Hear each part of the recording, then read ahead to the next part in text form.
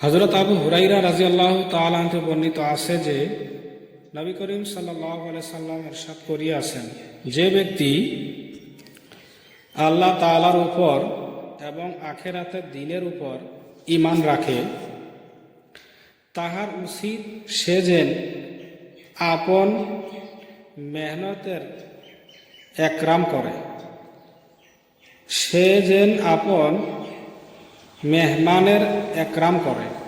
যে ব্যক্তি আল্লাহ তাআলার উপর এবং আখিরাতের দিনের উপর ঈমান রাখে, তাহার উচিত সে যেন আত্মীয়তার সম্পর্ক বজায় রাখে, অর্থাৎ আত্মীয়দের সহিত ভালো ব্যবহার করে। যে ব্যক্তি আল্লাহ তাআলার উপর এবং আখিরাতের দিনের উপর ঈমান রাখে, তাহার উচিত সে যেন কল্যাণের কথা বলে, নচেৎ চুপ থাকে। বুখারী।